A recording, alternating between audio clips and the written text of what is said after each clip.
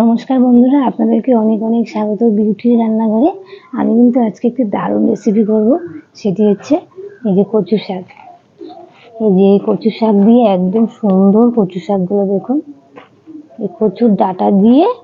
আর এই যে নিয়েছি এখানে ইলিশ মাছের মাথা। ইলিশ মাছের মাথা দিয়ে করব, দারুণ লাগে কিন্তু রেসিপিটি খেতে।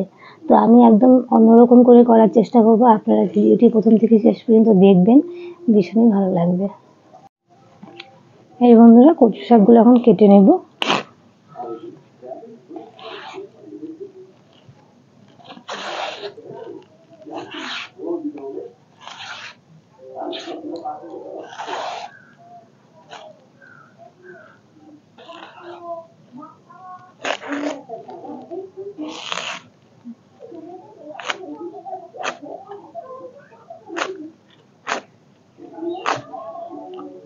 এই বন্ধুরা, এরকম করে কচু শাকগুলো সব কেটে নেব।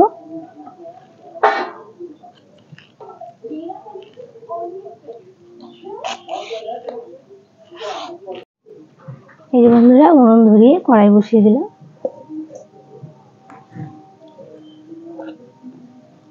এর মধ্যে দিয়ে দেবো কেটে ধুয়ে রাখা কচু শাক। কচু শাকগুলো আগে একটু ভাপিয়ে নেব, সেদ্ধ করে নেব। এই বন্ধুরা, কচু শাকের মধ্যে দিয়ে দেবো অল্প লবণ আর দেবো অল্প হলুদ গুঁড়ো, দিয়ে শাকটা ভালো করে সেদ্ধ করে নেব। এটা এখন নাড়বো না, একটু মজে যাক তারপর নাড়বো। এখন দেখা যাচ্ছে এরকম সেদ্ধ হওয়ার পরে একদম কমে যাবে। ঢাকা দিয়ে দেবো। এই বন্ধুরা, দেখে নেবো কচু শাকটা সেদ্ধ হলো কিনা। এই যে সুন্দর সেদ্ধ হয়ে গেছে কচু শাক। আর দেখুন সেদ্ধ হওয়ার পরে কতটা কমে গেছে।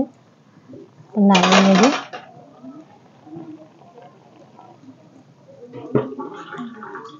এই বন্ধুরা, কড়াই গরম হয়ে গেছে, কড়াইতে দিয়ে দেবো সর্ষের তেল, দিয়ে মাছের মাথাটা ভেজে নেব।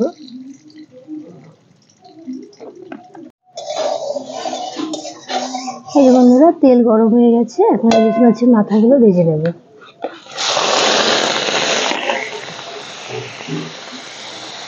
ইলিশ মাছের মাথা ভাজা দিয়ে দেবো অল্প লবণ আর দেবো অল্প হলুদ গুঁড়ো, দিয়ে বেশ লাল লাল করে ভেজে নেব। এই বন্ধুরা, মাছের মাথাগুলো আমি বেশ লাল লাল করে ভেজে নিয়েছি, তুলে নেব, হয়ে গেছে। এবারে এই তেলের মধ্যেই দিয়ে দিব আর একটু সর্ষের তেল। এই বন্ধুরা, সম্বাদে দিয়ে দিব দুটো তেজপাতা আর দুটো শুকনো লঙ্কা।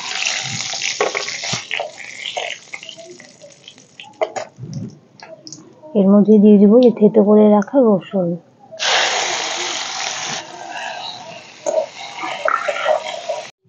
দিয়ে দিব চেরা কাঁচা লঙ্কা।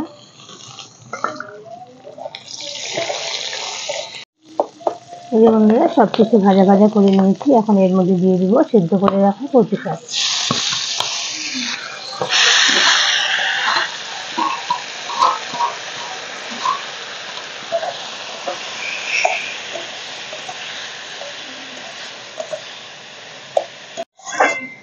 বন্ধুরা, কচু শাক সেদ্ধ করার সময় আমি লবণ হলুদ দিয়েছিলাম, এখন আরেকটু দিয়ে দিব, আরো লাগবে। তো আপনারা পরিমাণ মতনই দেবেন লবণ হলুদটা। লবণ দিয়ে দিলাম, দিয়ে দিচ্ছি হলুদ গুঁড়ো।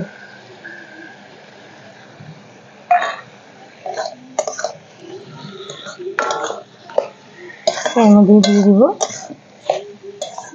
ভেজে রাখা ইলিশ মাছের মাথা।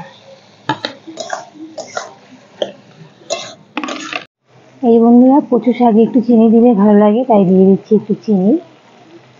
আপনারাও দেবেন, ভালো লাগে কচু শাকে চিনি দিলে।